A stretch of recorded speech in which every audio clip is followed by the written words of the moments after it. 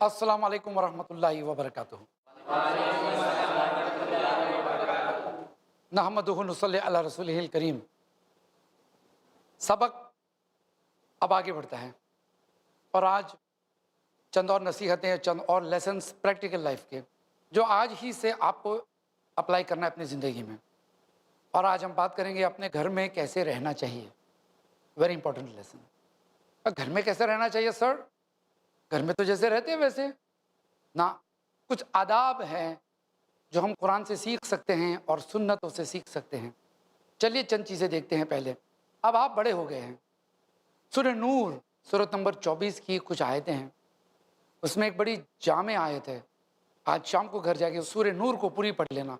आयत का खुलासा मैं आपके सामने कर देता हूँ कि जब तुम्हारे बच्चे बड़े हो जाए, यानी आप लोग अपने माँ बाप के कमरे में दाखिल होने से पहले ठोक कर इजाज़त ले ली जाए। अस्सलाम वालेकुम अम्मा, कैन आई कम इन? ऐसा शायद हम करते नहीं हैं। क्यों? क्या होता है कि पेरेंट्स कभी प्राइवेट मोमेंट्स में होते हैं, इंटीमेट मोमेंट्स में होते हैं, कपड़े बदल रहे होते हैं, सोए हुए रहते हैं, किस हाल में कपड़ा ऊपर नीचे आगे पीछे हो जाए। इसलिए सूरह नूर के अंदर अल्लाह ताला ने स्ट्रिक्टली फरमा दिया बच्चों को, when you come of your age, जब आप बालिग हो जाए, मतलब 11-12 साल से ऊपर हो जाए, आप तो 13, 15, 16, 18 teenagers, you have to take permission. हमेशा आप नॉक करके जाओगे।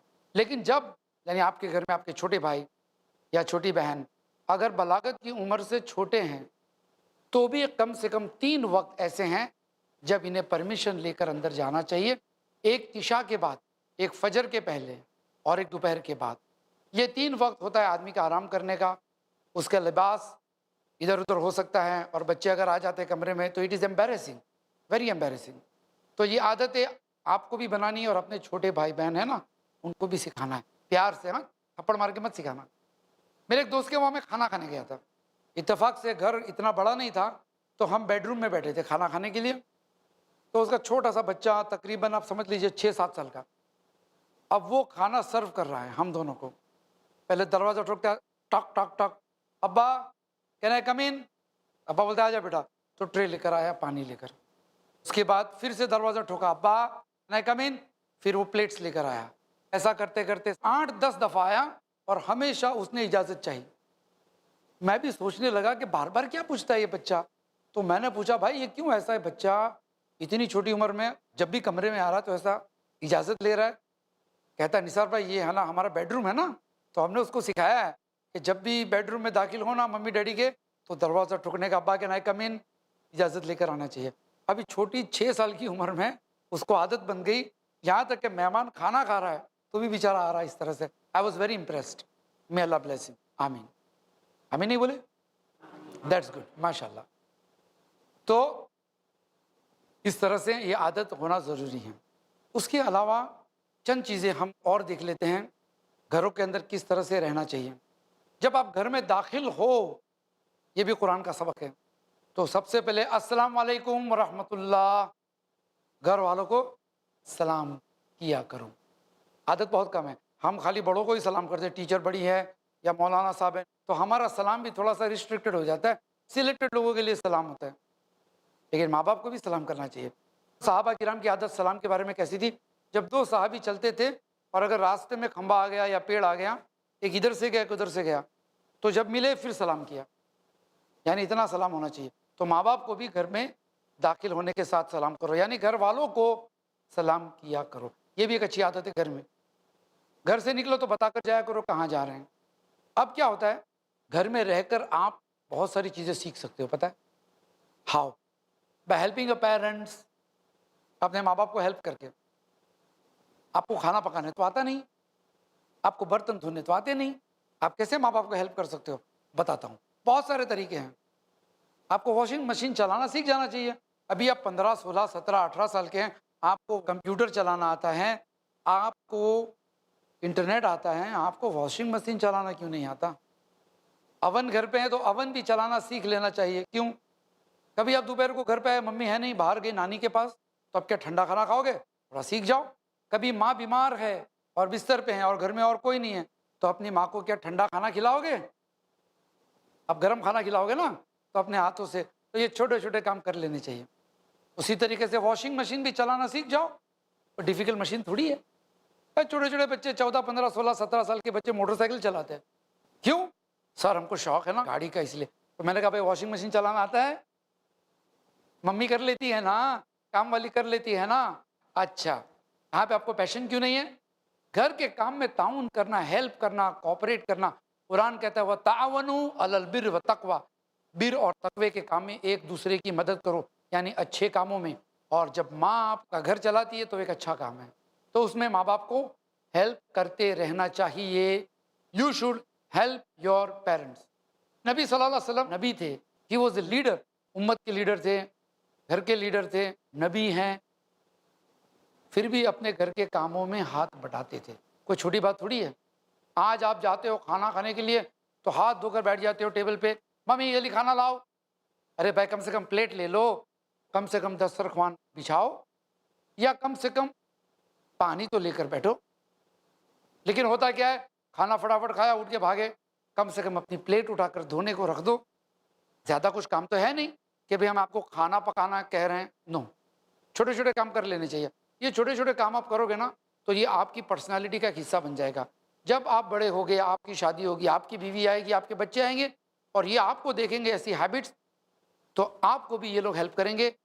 और आप ऑफिस में काम करने जाएंगे, वहाँ भी अपना छोटा छोटा काम खुद कर लोगे। तो घर का काम छोटा छोटा, इससे पर्सनैलिटी स्ट्रांग होती है। एक और काम बताता हूँ, आपका वार्डरोब, कबर्ड खोलिए आज और देखिए कपड़े कैसे पड़े हैं, अच्छी तरह से हैंगर पे लटके हुए हैं, घड़ी कर कर फर्स्ट क्लास। लेकिन वो तो आपकी माँ ने रखा है, आपने तो रखा नहीं है। मेरी मम्मी कर लेती है। अरे भाई मम्मी कर लेती है तो आप कब करोगे?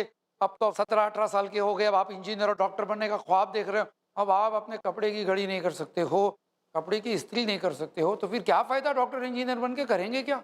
नर्स पे डिपेंड रहोगे कि सुई को धो दो, इंजेक्शन तैयार करो, वार्ड बॉय के चक्कर में रहोगे? नहीं, बेसिक्स काम, बुनियादी काम खुद कर लेना चाहिए।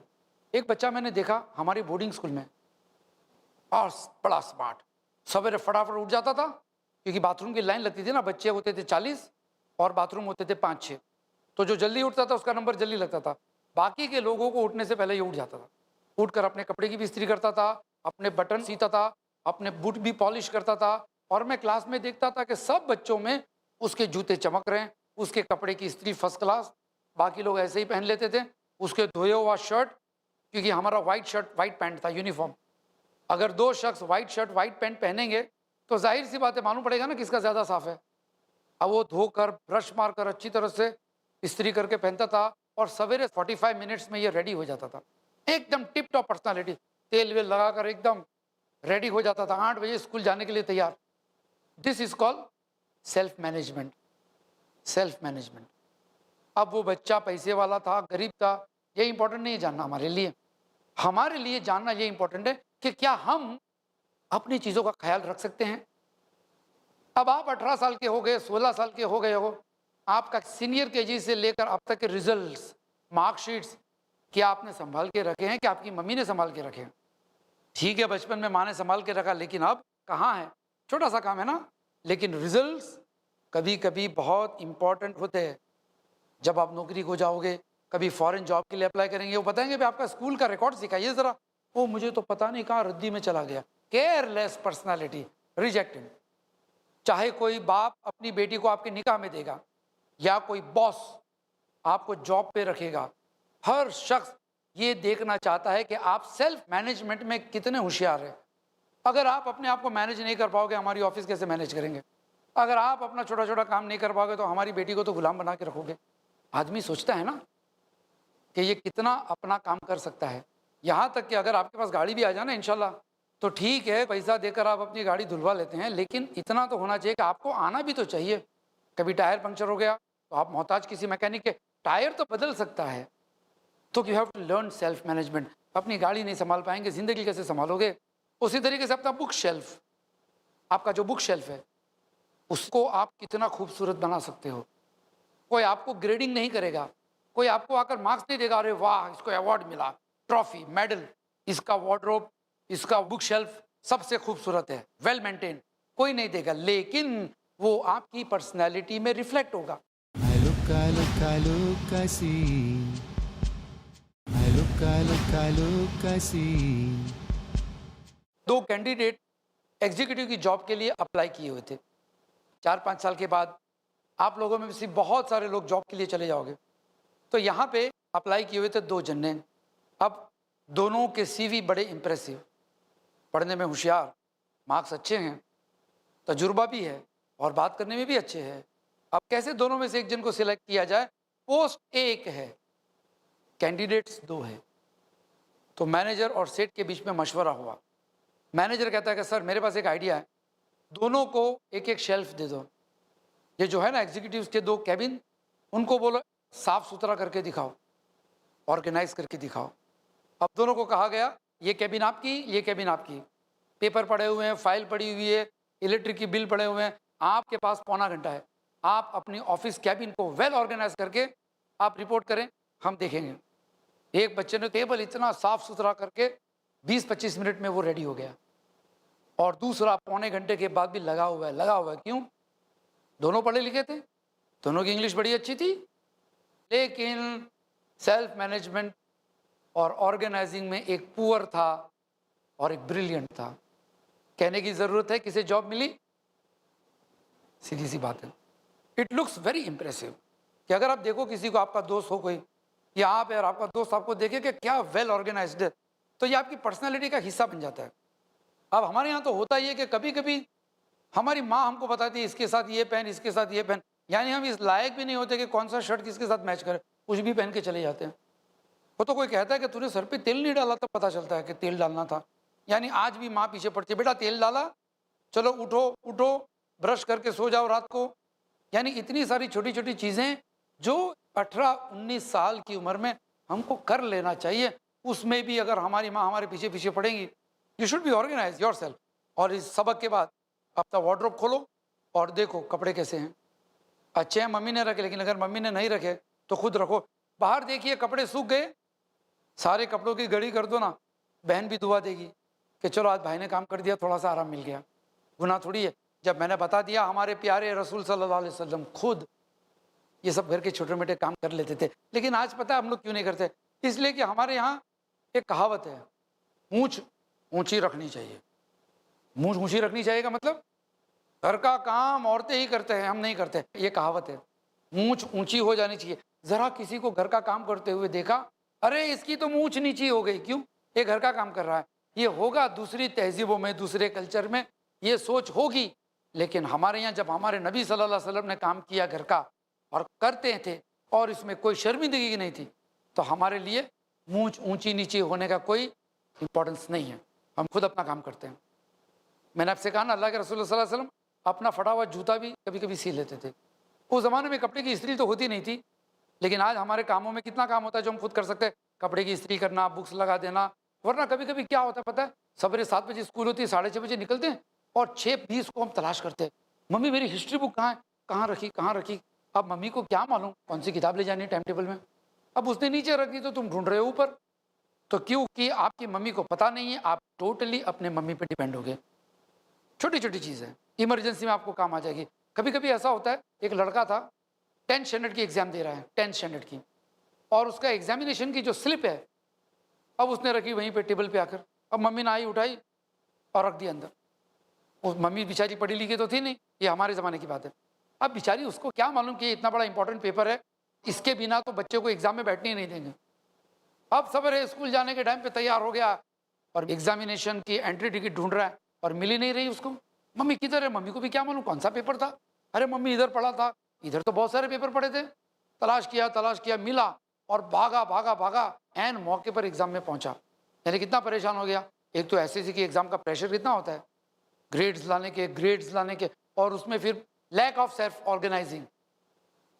ऑर्गेनाइजिंग की कमी थी। छोटी सी चीज़ है, क्या फ़ायदा तुम्हारा 90 मार्क्स आने में, क्या फ़ायदा तुम्हारे सारे सब्जेक्ट्स में ए ग्रेड लाने में, जब तुम अपना घर मैनेज नहीं कर पाते हो। जब आपकी शादी होगी ना, या होने वाली होगी, तो रिश्ते आएंगे ना, तो आपका होने वाला ससुर है ना, ये नहीं कहेगा बेटा तुम्हारा 10th स्टैंडर्ड का रिजल्ट दिखाओ मुझे। मैंने आज तक किसी ससुर को नहीं देखा है कि उसने अपने होने वाले दामाद से कहा हो कि बेटा तुम्हारा रिजल्ट दिखाओ 10th स्टैंडर्ड का, 7th स्टैंडर्ड का, देखूँ तो तुम पढ़ने में कितने होशियार थे। कभी नहीं देखा। वो देखेगा कि आप हो कैसे बातचीत में, इसमें अंदाज़ा आ जाता है। और जब घर देखने आता है ना, इसीलिए तो घर देखने आते हैं, हमारी बेटी जहाँ रहेगी वो घर कैसा है, साफ सुथरा है कि नहीं है। Your house reflects your personality. पता है आपको, आपके घर की पर्सनालिटी, आपकी फैमिली की पर्सनालिटी आपका घर रिफ्लेक्ट करता है। और आपकी अपनी पर्सनालिटी, आपका वार्डरोब, आपका बुक शेल्फ, आपकी मोटरसाइकिल, जो चीज़ आपकी है उसको आप कैसे मेंटेन करते हो वो रिफ्लेक्ट करती है। आप ग्रेडिंग हो जाता है, कोई रिजल्ट देता नहीं है, लेकिन दिल में सब समझते हैं कि केयरलेस है। और कैसा लगेगा अगर पता चल जाए आपको तो। You understood the importance. छोटी सी चीज़ है ना, लेकिन पर्सनल लाइफ में ये बहुत बड़ा मकाम रखती है। जो शख्स अपने आप को ऑर्गेनाइज करता है ना, वो शख्स आगे चलकर बड़ा बिजनेस भी ऑर्गेनाइज कर लेता है। 350 आदमी आपके नीचे काम करेंगे, आप अपना टेबल ठीक नहीं कर सकते हो, आप स्टाफ से क्या उम्मीद रखेंगे, क्या काम करेगा वो। उसका भी टेबल गंदा होगा, आपका भी टेबल गंदा है, क्या फ़र्क पड़ता है। आपकी भी गाड़ी गंदी है, सेठ की भी गाड़ी गंदी है, यानी यू आर टोटली डिसऑर्गेनाइज। इसीलिए आपके हाथ के नीचे 350 से क्या 3.5 आदमी भी काम करेंगे ना, you will not be able to control. बस आपको यही शिकायत रहेगी। आजकल जूनियर्स मानते नहीं बात, आजकल के जो एम्प्लॉयज़ है वो लोग रिस्पेक्ट नहीं करते हैं, लेकिन आपको नहीं पता है कि आपने सीखे नहीं वो कमालात, वो स्किल्स जो आपको एक अच्छा बॉस बना सकता है। जब तक आप अपनी लाइफ को कंट्रोल नहीं करोगे, अपनी आदतों को, अपने शौक को, अपना मैनेजमेंट को, तब तक आप इस काबिल नहीं हो सकते कि आप किसी की ऑफिस या अपने अब्बा का बिजनेस या अपना खुद का बिजनेस संभाल सको। अगर अब्बा ने आपको पैसा दिया तो भी उड़ जाएगा। अकाउंट्स करना आता है, उसमें तो अच्छे मार्क्स मिले, लेकिन पर्सनल लाइफ में आपकी फाइल कहाँ पड़ी है, आपके बिल्स कहाँ पड़े हैं, आपकी चेकबुक कहाँ है, रोज़ तलाश करते रहेंगे, रोज़ तलाश करते रहेंगे, तो आपकी तो ज़िंदगी ऐसी गुजर जाएगी। और आप सोचेंगे कि पैसा कम था इसलिए बिजनेस में लॉस हुआ, आप सोचेंगे आदमी अच्छे नहीं मिलते इसलिए बिजनेस में लॉस हुआ। यानी आप अपने आप को ब्लेम करोगे नहीं, इसलिए कि बेचारे आपको पता ही नहीं है कि आपके अंदर कमी थी सेल्फ ऑर्गेनाइज करने की। आप घोड़े पे बैठो, लगाम होनी चाहिए कि नहीं होनी चाहिए घोड़े पे, कि ऐसे ही घोड़ा चलेगा? हाँ, ऐसे चल सकता है, लेकिन जहाँ वो ले जाएगा वहाँ आपको जाना पड़ेगा। आप गाड़ी चला सकते हो बगैर स्टीयरिंग के? कंट्रोल करनी पड़ती है ना। तो उसी तरीके से आपकी लाइफ को भी कंट्रोल करना पड़ता है, मैनेज करना पड़ता है। और आपकी लाइफ में मैनेजमेंट वो सारी चीज़ें आ गई, टाइम पे नहाने का, टाइम पे गुसल करने का, टाइम पे तैयार होने का, अपने कपड़े इस्त्री कर लो, छोटी छोटी चीज़ें खुद करो। देखो, ज़्यादा वक्त नहीं जाएगा। आप अगर अपना सेल्फ मैनेजमेंट करते हो ना, रोज़ाना ज़्यादा से ज़्यादा आधा घंटा या पौना घंटा ही लगेगा। वो आधा घंटा पौना घंटा जब आप बॉडी बिल्डिंग करते हो तो कैसे बन जाते हैं, सब सीना वीना तान के, है ना, भाई भाई, एकदम भाई दिखते हो आप। वही पौना घंटा आप जिम में लगाओ, कोई बात नहीं, अच्छी चीज़ है सेहत के लिए। और एक पौना घंटा आप सेल्फ मैनेजमेंट पे लगाओ। हैबिट्स, कपड़े बराबर रखना, खुद अपने कपड़े इस्त्री करना, नौकर हो घर में तो भी खुद काम करो, भले 25 नौकर है, अपना काम खुद करने का छोटा छोटा। तो क्या होगा, कल उठ के नौकर नहीं है, गरीब हो गया आप, अल्लाह ने आजमा दिया, तो आप क्या करेंगे, नाशुक्री करोगे।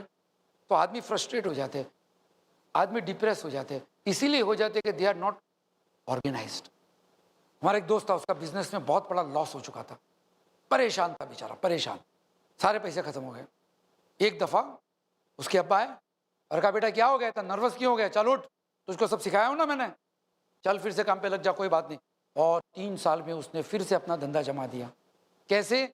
इसलिए कि उसको अपना सेल्फ ऑर्गेनाइजिंग आता था। यहाँ तो अगर मैं आपको पूरा डिपार्टमेंटल स्टोर नौकरों के साथ, माल के साथ, कैश बॉक्स की चाबी दे दूँ शटर की, कि भाई ये सुपरमार्केट आपका, अगर आपको सेल्फ ऑर्गेनाइजिंग नहीं आता है तो आप धंधा नहीं चला पाओगे। कभी कभी तो ऐसा होता है, मैंने देखा हूँ बड़ी बड़ी ऑफिस में झाड़ू वाला नहीं आया, सेठ आ गए, झाड़ू वाला बीमार है, और कोई वीआईपी आने वाला है तो सेठ खुद साफ कर डालते, मोहताज नहीं है झाड़ू वाले के, नहीं आएगा मैं खुद साफ कर लूँगा। खुद चाय बना दिए, फ्रूट्स बिस्किट्स लाकर रख दिए, अब मेहमान आए तो तैयार, आइए बैठिए, और किसी को पता ही नहीं कि सर खुद अपना काम कर लिए। बाकी का स्टाफ आया थोड़ा लेट, देखा तो ऑफिस एकदम चकाचक, लेकिन झाड़ू वाला तो आया नहीं। मेहमान के जाने के बाद सेठ कहता है कि मैंने कर दिया। अरे जब मैं आप लोगों को मैनेज कर सकता हूँ 40 आदमी को, तो क्या मैं अपना काम मैनेज नहीं कर सकता हूँ? मैसेज क्या गया, द बॉस इज बॉस। तो दैट्स इट। आप लोगों को भी अपनी ज़िंदगी को अपने कंट्रोल में लेने के लिए जो सबक मैंने आपको सिखाया है, सेल्फ कंट्रोल, सेल्फ मैनेजमेंट, अपना ख्याल खुद करो, छोटी छोटी चीज़ें 25-30 चीज़ों की लिस्ट बनाओ, ये काम मुझे अपना करना ही है, और अब देखते जाइए आपकी पर्सनालिटी कैसे खिलती है। This is called personality development actually. Personality development का ये मतलब नहीं कि आप पाउडर लिपस्टिक लगाओ, खूबसूरत दिखो, अच्छे कपड़े पहनो, ब्रांडेड, और लोगों में पन ठन के घुमा करो, ये पर्सनैलिटी नहीं होती है। पर्सनैलिटी होती है व्हाट यू आर इनसाइड, जैसे कि मैंने पिछले सबक में भी कहा और इस सबक में भी कहकर आज का सबक हम यहाँ पूरा करते हैं इस दुआ के साथ कि अल्लाह ताला हमने इन सबक में जो कुछ सीखा, सुना, कहा, अल्लाह ताला उसे कबूल करे और अल्लाह ताला हमें कहने सुनने से ज़्यादा अमल करने की तौफीक अता फरमाए। जज़ाकल्लाहु खैरन। अस्सलामु अलैकुम व रहमतुल्लाहि व बरकातुहू।